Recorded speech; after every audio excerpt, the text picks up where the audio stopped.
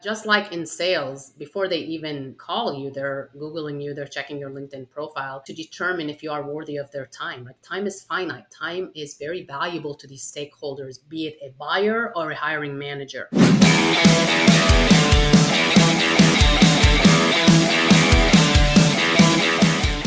Hey, Raina, welcome to the show. Hi, Chan, how are you? Great. Uh, we talked offline, and you're right now in Texas, right? So, for anybody who wants to visit Texas, why don't you tell us a little bit about that? Yeah, it's very hot right now. So my advice not don't come right now. It's 109 degrees Fahrenheit. So really really hot, but overall Texas is amazing. I live in Austin, Texas, which is the musical capital we call it of the world. Amazing food, beautiful city, lots of entrepreneurship and lots of great people living in our beautiful city Austin, Texas. And speaking of entrepreneurship, one of the key skills in entrepreneurship is sales, which is why I brought you on my podcast. You have a wealth of knowledge in sales. You are currently on the podcast book tour, so to speak, promoting your book, Sales Essentials, which we'll dive into through our conversation. And you can do a bit of promotion at the end. But before we go into that, why don't you tell us a little bit more about your experience and why people should listen to your expertise? Yeah, so I have been doing sales and sales consulting and marketing for the last 20 years. I work with hyper growth and large organizations to help improve their team's sales performance, and so to elevate that through strategy and then executing on that strategy through the training, through the process, through the content. And I guess what makes me a little different is that I am a seller at heart. I've been selling for close to 20 years now. And so everything I talk about, and you guys will see it in the book, I tell stories and experiences based on real life. And then I bring in my geeky, nerdy academic journey and create programs to help influence behavior. Great. And although you are a sales professional by trade, a lot of the sales fundamentals and skills can be leveraged in the job search process. So, why do you believe the job process is similar to the sales process? And how can job seekers who are currently struggling right now in the job search use that to their advantage? Yeah, so Chen, everyone is a salesperson, no matter what your title is. Whether you are a professional seller or whether you're trying to sell your idea to your boss, or whether you're trying to land a job and sell your value to the hiring manager, you're selling because at the foundational element of sales is influencing behavior and getting that person to say yes to something that you are providing. And in the sales process, if you think about what the sales process is, it's really a step by step we take in order to move the deal from the early stages to the actual closed win. It increases the chances. The more we're have discipline about our sales process, the higher the chances we're going to close these deals. So typically, a sales process, again, there's some different wording that people use, but typically when we go through a sales process, there's the planning stage, right? I'm doing my homework, I'm researching, I'm trying to identify the companies that I want to target, the buyers that I want to target. And then I go into prospecting. And prospecting is where I want to reach out to you, Chan, to land a sales meeting. So I have to capture your attention. And to capture your attention, I have to have a prospecting strategy. I have to customize it. I have to use multiple channels. I have to have follow-up strategy. And then once I land that sales meeting, then we go into discovery. In discovery, I can have multiple discovery meetings. And in these discovery meetings, it's about qualifying in or qualifying out. Am I a good fit for you to help you in achieving your objectives and driving your initiatives or addressing your challenges? So now let's look at it from a job seeker's perspective. So when you're looking for a job, the first thing you do is you're planning, you're researching, you're trying to identify the companies that you want to work for. Do they have job openings? Do I know someone there? What are they doing? And then I have to reach out. And by reaching out, it could be that there is a job opening. So now I'm customizing that job application. I'm customizing my cover letter. I'm seeing who I'm connected to that knows someone about that company. And bam, I land that interview. That's the outcome of prospecting. And now the interview itself is that discovery meetings. And it happens where it's not just one interview you go through several interviews. And what you're trying to do is you're trying to sell the value of them hiring you.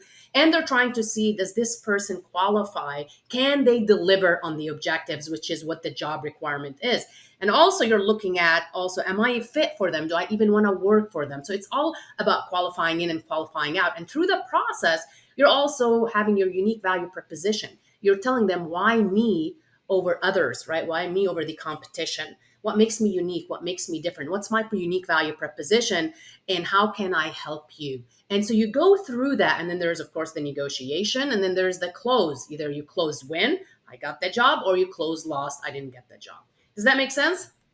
Yeah, it makes sense. And before we dive into more of the technical aspects, which you've already previewed for my listeners, you through your own personal experience, you talk about the heart of sales and how through your own personal experience you discovered the timeless uh, foundation of sales, right? Of the selling of different products and services, not more so than although the technical stuff, like you said, lead pipeline and sales ratio is important.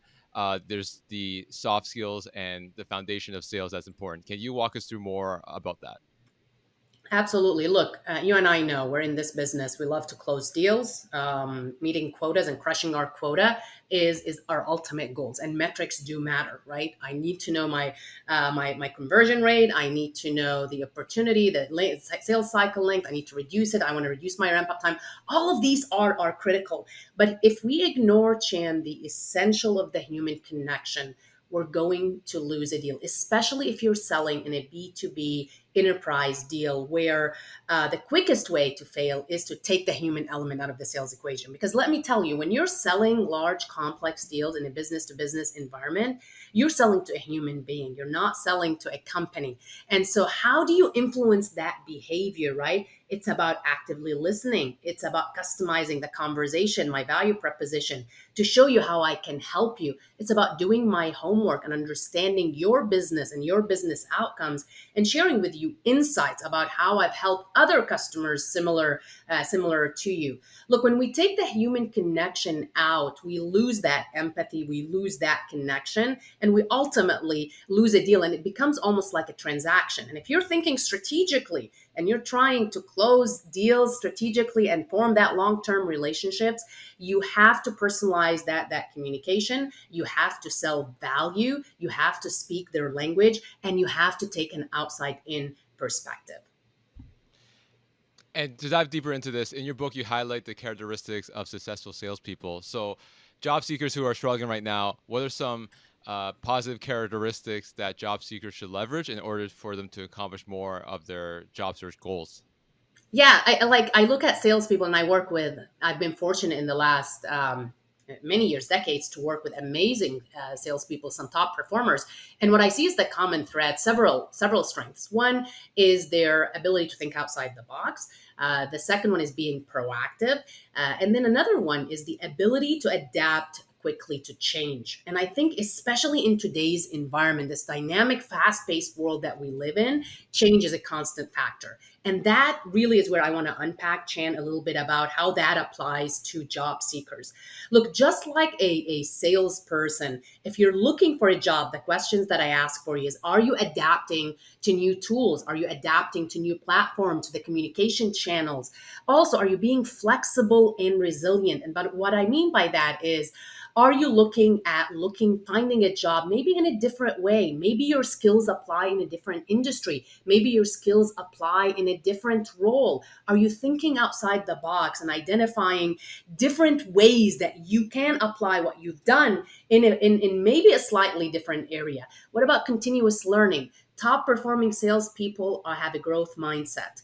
They're lifelong learners. They're trying to figure out, Reina, what is the new thing that can differentiate us? And I would also look at job seekers and ask them, what are you doing to uplevel your skill set? What kind of webinars or workshop sessions or skills are you gathering right now to help differentiate yourself? We know that AI is a big deal, right? How are you using that and unpacking more so that you can differentiate yourself? And then, of course, sales is about, also part of sales is building a relationship, intentional relationship, building your network. What are you doing if you're looking for a job in terms of building that network, in terms of nurturing these relationships, in terms of asking for help, for referrals, and also helping your network as well? So those are some of the things that I would highly recommend that some of your job seekers that are listening to look through and evaluate if they're doing that. Speaking of like upskilling, as you mentioned earlier, what are some skills that salespeople that you work with need in 2023? You mentioned quickly about being able to leverage AI, but what are some like specific AI tools that people should leverage, or any other skills in general? I think one of them is the growth mindset, right? We're getting in a place where we have a lot of we're getting being rejected a lot, right? So how can I use that to my advantage to learn and to get through some of these tough times and to have that positive attitude?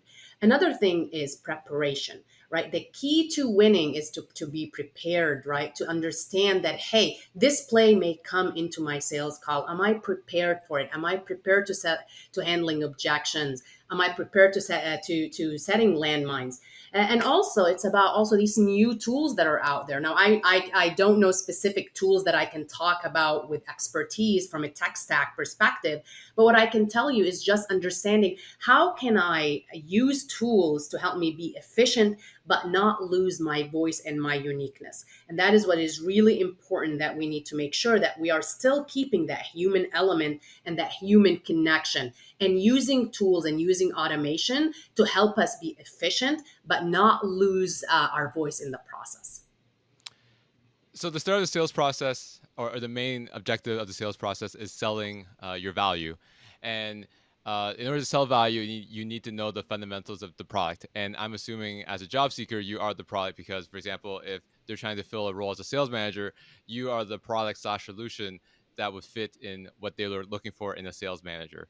So with that being said, can you let us know do we dive deeper into our unique value proposition and showcase the value that we can provide as the product to their as the product and solution to what they're looking for? Yeah, one of the things that I just came back from training. One of the things that I tell reps constantly is improving your self awareness. Now, if you think about what self awareness is, it's made up of two areas. The first area is called internal self awareness. Is how much do you know yourself? How much do you know about personality traits, your values, your strength, your weaknesses, your superpowers, your blind spot, what annoys you, what makes you want to, what you're passionate about. And then there's also external self-awareness. And external self-awareness is how well do you understand how others see you? And Chan, it's really important that you improve your self-awareness. And here is why. And this is how you get to know yourself better. Because when you improve your self-awareness, you're going to know about what is your strength, right? What am I really good at? What is my superpower? And how can I optimize that superpower and engage in that conversation and share stories that apply to my role that I'm applying to? But it's also about understanding what my weaknesses are. And there are some weakness that innately you cannot change into a strength. And so you need to be aware of those weaknesses, right? Like for me, if you give me a job that is repetitive day after day after day, that's a weakness of mine. That's not going to make me successful. And I'm aware of that. So when I look for a project, or when if I'm looking for a job, I'm not going to look for a job that needs that requirement, because that is not a strength of mine.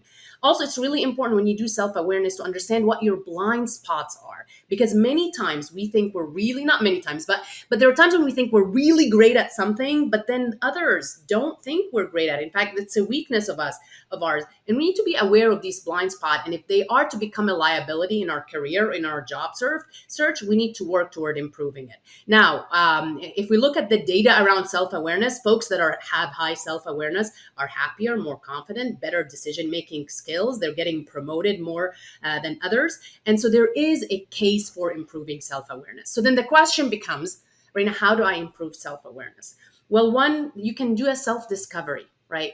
Look at what you've done in your last job, maybe identify certain situations where it didn't go as you want, and then certain situations where it went really well, and ask the question, well, what did I do there, or what happened, what caused this reaction?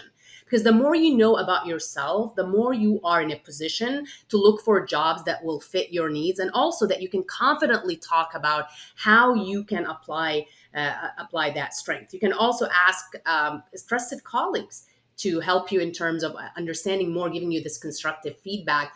And then also you can do a 360 assessment. If you're going through a career change right now, you can do a formal 360 assessment. And then there are great coaches out there that may be able to help you in terms of determining, okay, what is that development plan is. Self-awareness is not easy, but it is one area when you talk about how can I know more about myself to differentiate myself from others at a foundational level, it starts with that self-awareness.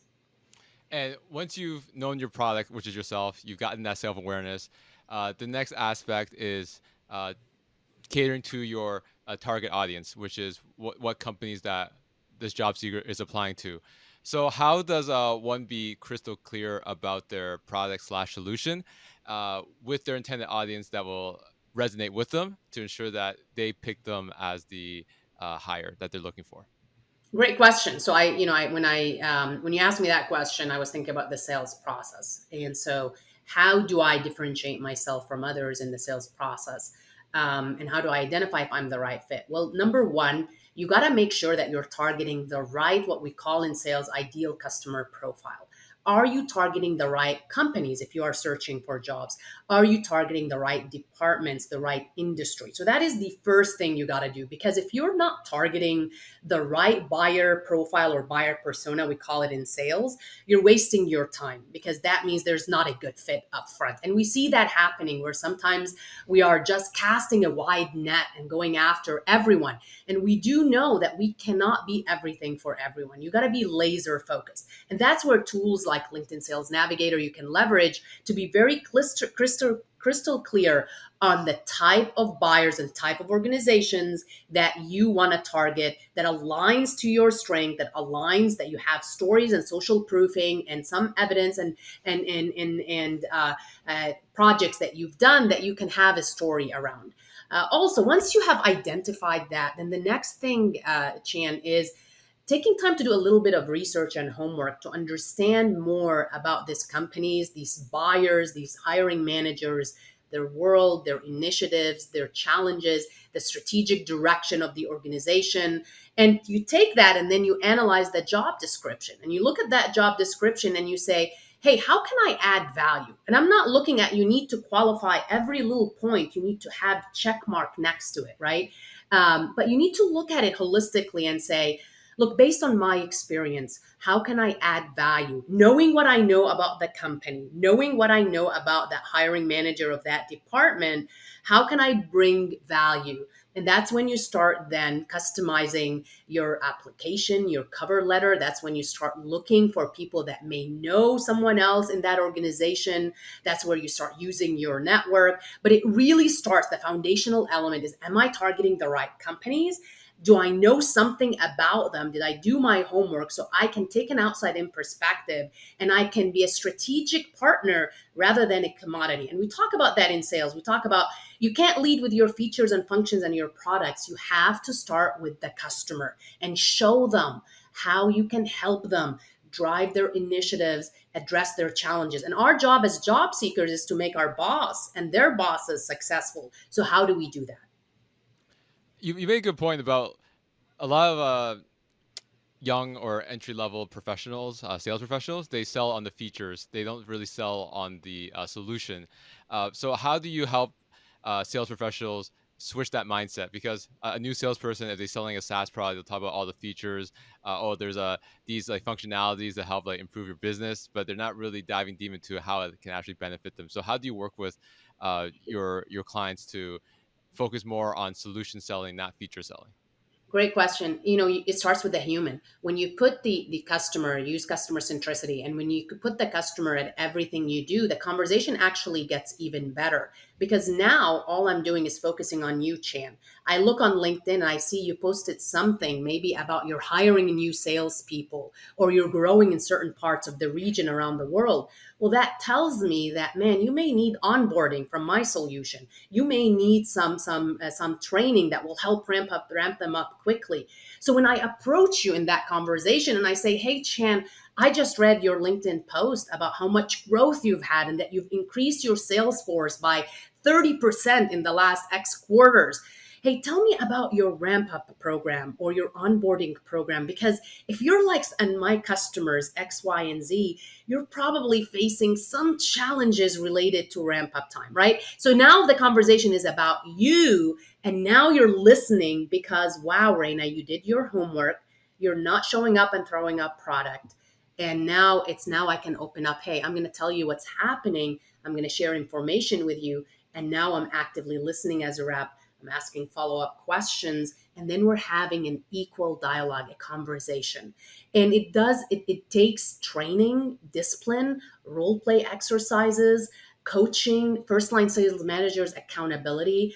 But the reps that do it, Chan, they're performing because they have that human connection, and they're also strategic because they're not just throwing products, they're actually solving a fundamental problem that the customer is trying to solve. One of you can evaluate this situation. So I've booked demos for various SaaS products, and what happens is you have a sales rep.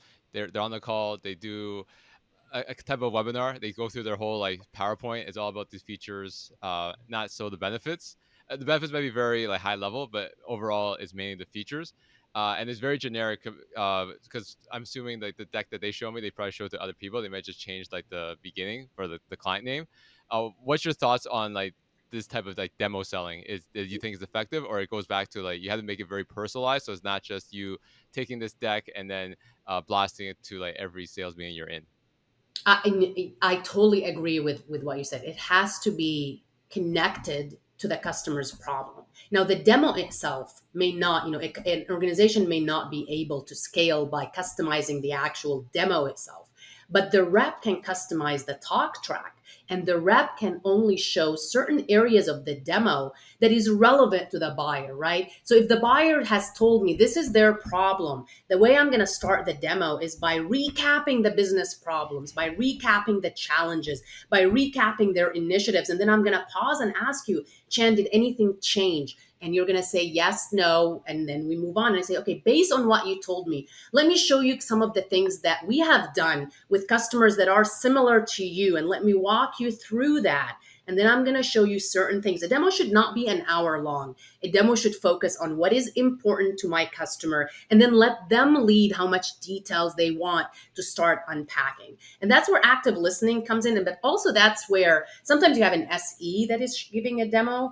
and the rep's job as an orchestrator, my job, and has always been in my sales process, to ensure my SE is enabled on everything we talked about. And there's going to be a practice session with my SE to make sure that the handout seems seamless. Because let me tell you, customer experience is so important. And if the customer sees us as siloed and wondering, like, what is this person talking about? I just told the rep something totally different.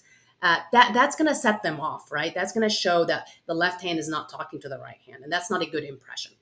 I used to work at a digital marketing agency, and there was definitely miscommunication between the sales rep and the account manager. So the sales rep would sell like all these like benefits and what have you, and then the account manager basically has to try to manage expectations, and then the client gets mad and say, "Oh, well, that's not what the sales rep told me. The sales rep told me you were going to do this." So, what are some best practices to ensure that there's alignment between the salesperson selling the product and ensuring that the account manager, the account team are able to onboard properly and expectations are met? Yeah, there has to be, number one, throughout the sales process, you should be involving the right people at the right time. And also, there should be some form of documentation, right? And also, when you close a deal, you are the orchestrator, you are the one responsible to have a seamless handoff. So how are you internally bringing everyone together and making sure that you have the documentation to ensure this is what we sold them, this is the success, the what, how we're measuring success, this is their expectations, and this is what internally we agreed upon. There should be no surprises. It's very unfair for us to set up our team when we hand off for surprises, because guess what, that's when it's going to also impact expansion, and the most revenue is made in expanding those deals, right? I land small and then I'm going to expand, but to expand, now I have to deliver on my promise, and I have to always continuously add value. And the salesperson also need to be very clear on their role also after the deal is closed. Like, what is my role after the deal is closed? How do I work with the CSM? How do I work with the renewal team? All of that needs to be talked about, and that engagement not model should be clear so that everyone is clear, so the customer is not getting 50 million people trying to talk to them. And speaking of the customer, going back to the job process, Yeah. the customer is the company, right? So when you're interviewing for jobs, you're not the only person they're interviewing. They usually shortlist, let's say, 4 to 5 candidates. So going back to what we discussed about key differentiators and how they're so essential, how do you identify and know what to sell in terms of the key differentiators to ensure that you are top compared to other candidates? Because you don't know what the other candidates are saying, similar to the sales process. You might have a SaaS solution, and they might be already talking to 4 other SaaS companies with the same type of problem that they're looking to solve. So how do you know what to differentiate in order to come out on top? Yeah. So number one, first understand what the job description is. Like, what are they looking for, right? And make sure that you can demonstrate how you can deliver on some of these requirements. Also, research the hiring manager. Look, LinkedIn and other tools have been so effective in us understanding more about the human and what's important to them. Sometimes looking at that summary or their experience section, what they're doing in the company, you can identify certain triggers, certain initiatives that are important to them. And by just also mentioning them as part of the interview process, right then you're differentiating yourself, because you're also showing them that I have done my homework and I understand some of the things that you're working on, and here is how I can help. And then you bring in the stories of how you can add value. Of course, you got to validate, never assume. You got to validate that your understanding is correct. You also want to look at the company. I mean, if you're going after a public company, have you looked at their earnings call transcript? Have you looked at some triggers? Maybe that hiring manager, their area is being discussed, right? And if they are going through transformation, digital transformation, or if they're going through growth or whatever, wow, if you understand that and you're going into that meeting and you mention that and you say, you know what, I just read the most recent earnings call transcript where your CEO mentioned that your area is going through some form of transformation. Tell me more about it. And then they talk, and then you say, and you know, in my the job description, I noticed that you're looking for X, Y, and Z. And Matt and Chan, this is exactly where I can help. Let me share with you what I've done in my career in my last role to help in driving those initiatives, right? So that's going to help you identify your unique value proposition. And you also need to connect the dots, right? So you're seeing all of these different information. You're looking at the job description. You're seeing some of that research. You're seeing some of their posts. How do I connect the dots? And also, how do I use my network? Right. So the first thing in sales we do is like we look at our first connection, second LinkedIn connections, and if we know these folks, we reach out to them and we say, "Hey, I am trying to get in front of X, Y, and Z," or if I have a meeting, a sales call with this person, I notice you're connected to them. In fact, I noticed that you also commented on a lot of their posts. Can you tell me more about them, especially if you trust that person? Can you put a good word for me about it, right? That's social proofing, that's credibility. That is also a way to differentiate yourself. And then last but not least, practice. In sales, all of us hate role play, right? Role play exercise, if you've been through them, it's painful, right? But it is the way that you can actually deliver when you're in front of your customer. So those mock interviews, those role play exercises, put yourself in the toughest situation, because that's when they come in real life, you've already practiced them. You went through that play. Speaking of social proof, recruiters and hiring managers are looking up candidates more and more now, right? A lot, Yes. a lot of people, a lot of them look at it before they even call you up. As in, like they'll see your resume, but before they reach out, they say, "Okay, let me check this person, make sure that there's nothing, any red flags." So I know in sales, you also have to build like a good online presence as well as having a good uh, social selling strategy to combine it with a good online presence. So can you walk us through like how to perform a proper online audit and how you can also use sales principles in terms of social selling strategy to get more opportunities for your career? Absolutely. I think just like in sales, before they even call you, they're Googling you, they're checking your LinkedIn profile to determine if you are worthy of their time. Like, time is finite, time is very valuable to these stakeholders, be it a buyer or someone or a hiring manager. So you want to put yourself in these job seekers' shoes. and you want to conduct an audit about yourself. And then in its simplest form, right, what you want to do is just Google yourself in incognito mode and see what those customers or your job seekers are seeing. And then ask yourself, be very, very honest with yourself. Is what is showing up in the digital world, does it align with my professional strengths and my capability? Is it going to help me get to that interview, or is it gonna put me at risk of not getting that interview? And if you see something, right, if you see something that you really don't want your customers or your future employer to see, either remove it or publish new content that will push that content to the second or third page, because we know typically human being, most of us just look at that first page. Now, in addition to that, you want to look at your LinkedIn profile, especially if you're new to the job market, if you just completed college, or if you haven't really updated your LinkedIn profile lately. You want to look at it from your hiring manager's perspective. In sales, we talk about social selling. You want to optimize it for social selling. In other words, you want to make it client facing. You want to be relevant to whoever your audience is. How are you relevant to them? Because at the end of the day, you want to capture their attention. You want to pull them in. You want them to look at your profile, at your summary, at your experience, and say, oh, wow, this person can help me. They relate to me. And that's what you want. You want that them to just not go to the next one, but really pause a little bit and be like, okay, yeah, I think I want to have a conversation with Reina. She piqued my interest. And so optimizing your LinkedIn profile for your audience. And also, how are you posting relevant content, right? If you want a position in VP of enablement or whatever position you're looking for, how are you posting content and engaging with the right people, engaging with the right group to position yourself as not necessarily a thought leader, but someone that can add value in this space, in these jobs that you're looking for.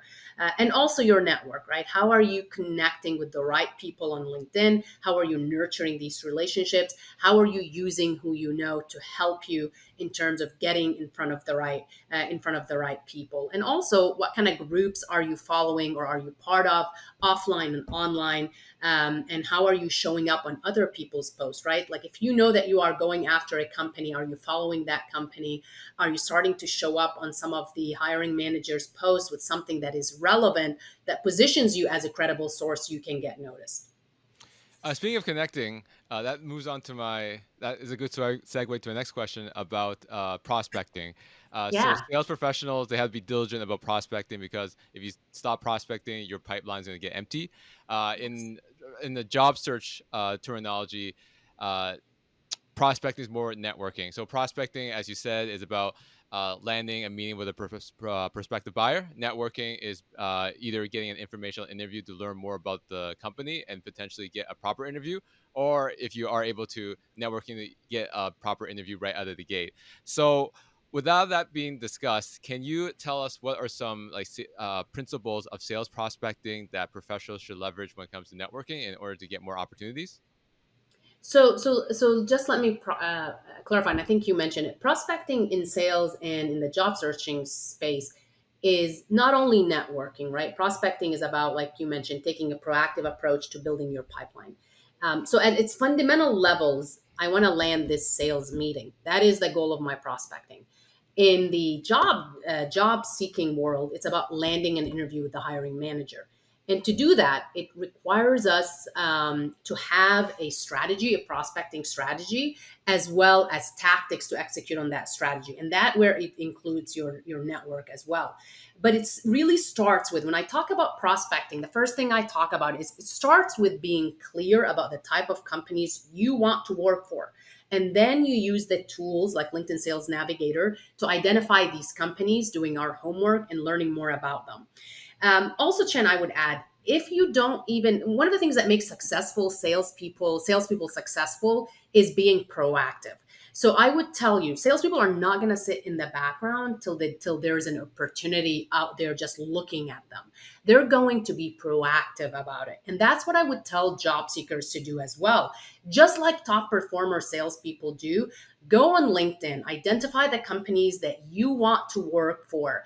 If they don't have a job opening, then you also can take it a step further and look in your through LinkedIn, identify maybe someone that knows someone in that company, or reach out to these people in that organization. Customize your outreach, like we talk about prospecting. Use multiple channels, start showing up on their LinkedIn post, and then once there is a reason, when you start getting noticed, ask for a meeting. Now, they may not have a job right now, but guess what? If you start building and nurturing that relationship and you make that impression, you may be the first one top of mind when they do have a job opening. I've had several jobs, and you probably had that too, where there wasn't really a job opening. It was using my network, it was being proactive, it was doing the research and being bold and reaching out with a customized outreach and having a conversation. And let's say you've done all the work, you've done the auditing of your online presence, you've reached out to multiple contacts, and you finally, in the sales terminology, you got the discovery meeting. In the job search space, it's the interview. So, Yep. can you walk us through like how should someone prepare for a discovery meeting to ensure that they are well equipped to be successful in this meeting? Absolutely. So if I look at discovery, and it is one of the hardest part of the sales process. You're trying to build that quick trust. You're trying to show your value, trying to qualify that opportunity. And it starts with doing our homework. Our customers expect us to do our homework. It's non-negotiable, and I'm going to take to say that our hiring manager also expect us to be doing our homework, to researching the company, to researching the person, to understanding a little bit about their world, their initiatives, to identify any common connections, to build that human connection and that rapport. So, for example, if you, Max, if I see something that you and I share as common experiences, that is something that I should be bringing up in my conversation, because that helps me connect at a human level. And that is important if you're trying to build a relationship, if you're trying to build that connection.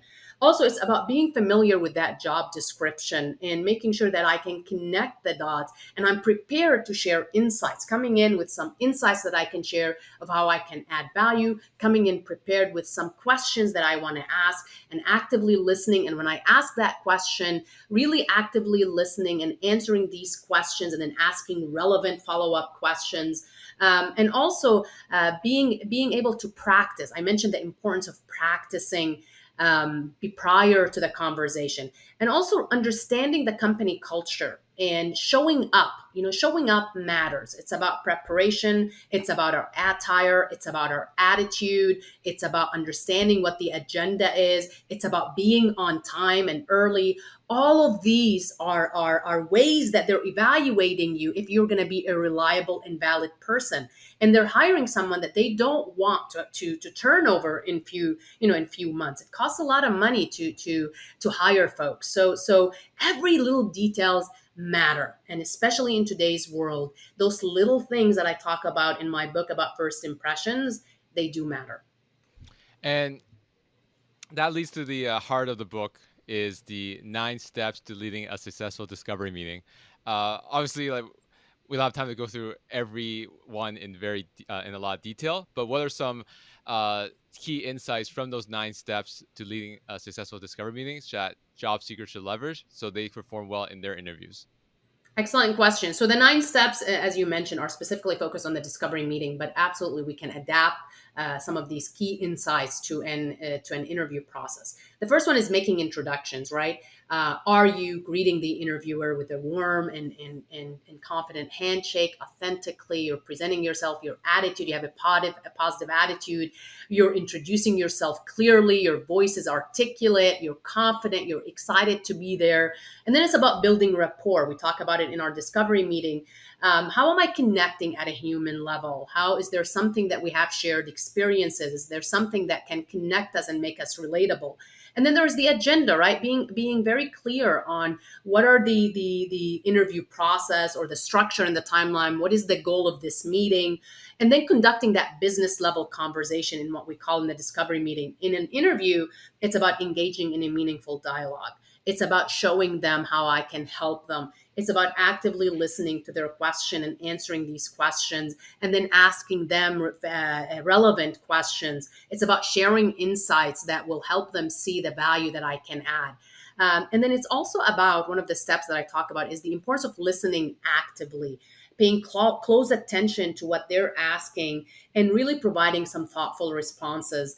Maybe paraphrasing to show active listening, paraphrasing, summarizing, clarifying, and also being strategic about the use of visuals. We talk about it in discovery that most of us are visual learners. So, how are you using compelling visuals and not showing up and throwing up PowerPoints, but really being very intentional in what you're showing? So, for example, your portfolio that you're showing, or maybe you have few slides that can tell the story and that can have an impact and that can make you memorable. And then last but not least, there's also qualifying the opportunity, right? Am I qualifying the opportunity? Meaning, am I showing you that there is a value? Are we a good fit to help you in achieving your objective, to help you in achieving the job requirements? And then there's also, not to forget, the confirming the next steps. Really important, right? Like, what are the next steps? What is the expectations? And also, this is where after that meeting is done, we talk about it in sales. What are we doing afterward? Because what happens afterward will help us keep the deal moving forward. So, what are you doing after that interview? Are you sending a summary summarizing exactly what they told you, the questions that they asked you? Are you sending them what they asked you for? All of that, what you're showing them is you're showing them you're responsive, you're reliable, you're an active listener, and also that you are promptly taking action right after that meeting. And so those are some of the those are the nice 9 steps. And while there isn't a one size fits all approach in the interview process, I hope I gave you kind of a visual of how it applies in the interview process. And just to dive deeper into like the follow up after the interview, as you know, in sales, when it comes to like bigger solutions, there tends to be a longer sales cycle. Sometimes interview processes could take up to 3 or even 4 or 5 months. So how do you keep it going, or keep yourself top of mind when they're still in the decision phase? Great question. So in sales, what you do is you leverage social selling a lot, right? So you're now connected. You connect with them on LinkedIn. You start showing up on their post. You send them maybe white papers or something that is relevant to them.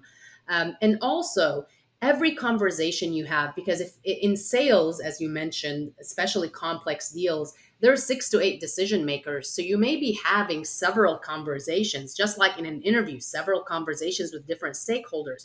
Note that every time you meet with someone, you have to understand their role, their initiatives, and you have to show them how by having you, you're going to help them, their organization, achieve their objectives, right? So it's all about you're doing another discovery and you're adding value, because guess what? All of them are going to come together and then they're going to decide, are you the right vendor? Are you the right person?